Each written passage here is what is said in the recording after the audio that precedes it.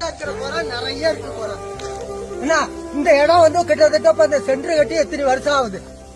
40 ரூபா கொடுக்குறோம் மூட்டைக்கு. ஏன் இந்த இடத்துல ஒரு 4 தாய்த்த கொட்ட கூடாதா? இல்ல விவசாயிகிட்ட பணத்தை வாங்கி கொட்ட வேண்டியது தானே. லாரி வந்து நெல் எடுக்க முடியாதுங்கிறாங்க, ரோடு சரியா இல்லைங்கிறாங்க. அதனால கவர்மெண்ட் தானே பராமரிக்கணும். பேசுறாங்க, நியூஸ்ல பேசுறாங்க, முதலமைச்சர் பேசுறாங்க, எல்லாம் பேசுறாங்க, உணவு அமைச்சர் பேசுறாங்க. இங்க என்ன நடக்குது? இங்க விவசாய சந்தையில் அடிக்கிறோம் முறைச்சு. நான் வந்து மொத்தமா வச்சுக்கிறேன் கோயில் பங்கு. அவங்க பேச போடுறாங்க கோர்ட்ல. நாங்க என்ன பண்ண முடியும்? பணம் கட்டினாதான் சர்டிபிகேட் கொடுப்பாங்கிறாங்க. என்னங்க பண்ண முடியும்? நாங்க என்ன சாவாய முடியும்? ஒரு குடும்பத்துல 5 பேர் இருக்கிறோம், என்ன பண்ண முடியும்?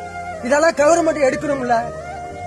இல்ல நியூஸ் இருக்கிறாங்க, 10 பேர் இங்க கொட்டுறோம், 10 பேருக்கு போடுறது டோக்கன் போடலாம்ல.